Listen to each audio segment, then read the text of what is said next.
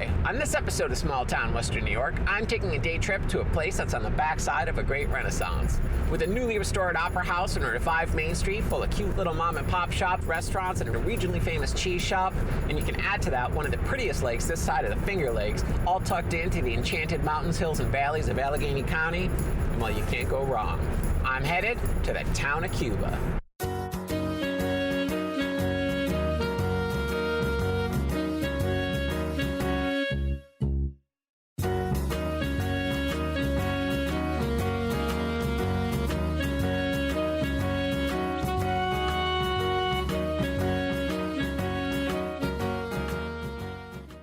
The town has had quite the patchwork of territorial history, with the settlement of Cuba beginning in 1817. It was officially formed in 1822 from part of the town of Friendship, and then in 1830 was reduced by the formation of the town of Genesee. Then in 1835, Cuba was partitioned again to form the town of Clarksville, and finally, the village was incorporated in 1850. Cuba features two historic districts, the Genesee Valley Greenway, Seneca Oil Springs, the Cuba Cheese Shop, Empire City Farms, and of course, Cuba Lake. It's also been recognized as a Tree City. Like most of the small towns in Western New York right now, Cuba's experiencing quite the renaissance and looks nothing like it would have a short decade ago. My first stop for the day was to meet up with Dave Crowley, Cuba's resident historian, to get a quick tour of the town that included stopping at the new historical markers they've placed along Main Street, as well as a few stops inside some notable buildings. From Bath to Olean was the major thoroughfare for the pioneers. It was called the Bath-Olean Turnpike. Okay. Wow. And it connected by land the Susquehanna River watershed with the Allegheny River headwaters near Olean. And that was the migration pattern for the people coming out of New England that wanted to go west to settle the west. After Dave and I parted ways for the day, I headed just around the corner down to the Cuba Cheese Shop to see just what this legendary place was all about. So what type of products can we find here, obviously other than cheese? New York State cheddar, cheese curds, salt rising bread, jellies, jams, mustards, chocolates, gifts. Our main business is cheese. We have over 450 types of cheese. And it's from, so is it only Cuba and New York State cheeses? No, we import cheeses from around the world. We have a distributor down in New York City, but we do sell Wisconsin cheddar, New York State cheddar, locally owned that's great. cheeses in here. Okay. This case right here is domestic, United States. Like artisanal type of stuff? Artisanal cheeses, correct, yep. Cuba Lake is perhaps the town's most regionally famous attraction outside of the cheese shop. It was originally known as the Oil Creek Reservoir, and it was constructed between 1852 and 1858 at a cost of $150,000 as a reservoir to feed the Genesee Valley Canal. And at the time, it was the largest man-made lake in the world. Sitting just 2 miles north of the village at 1,542 feet above sea level, the lake is actually the highest reservoir in Allegheny County and the 6th highest in Western New York State. Its surface area encompasses 454 acres at an average depth of 17 feet and a maximum depth of 49 feet. One interesting fact about the lake is that during the winter, it's drawn down by 6 to 8 feet. Surrounded by over 300 homes, many of which are year-round, the lake is a very popular fishing spot containing bass, walleye, and northern pike. Public access to the lake is permitted through a state-managed boat launch here off of West Shore Road. One of the great catalysts here in town that really helped solidify Cuba's comeback was the restoration of the Palmer Opera House. The goal here wasn't to modernize, but to restore and maintain, which I couldn't agree more with. The results are gorgeous, and the improvements are subtle, but they allow for a variety of uses, which was the original Opera House's intent.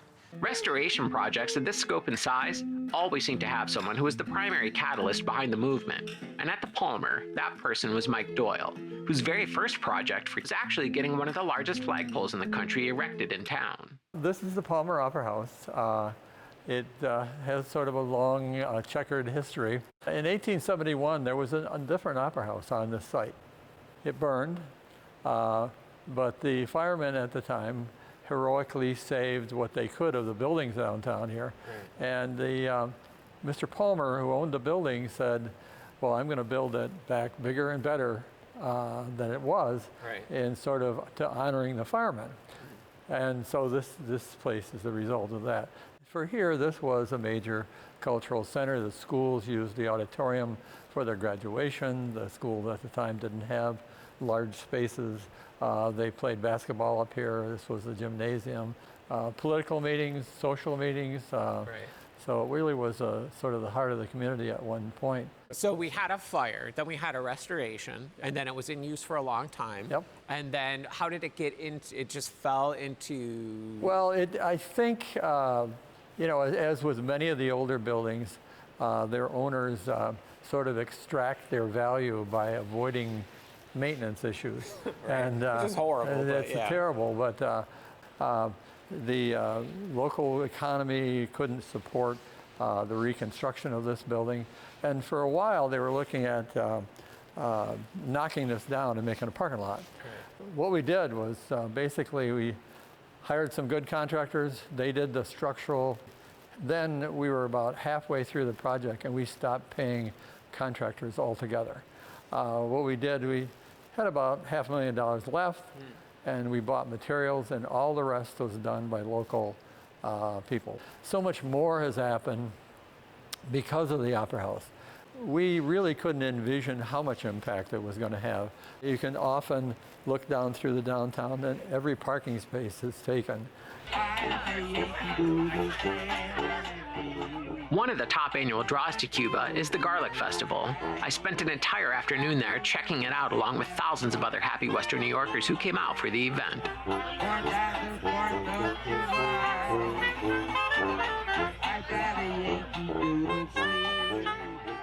As you just saw, the home for the Garlic Festival is here in the grounds of McKinney Stables, which the locals call the Block Barn. It's a spectacular building with a great history.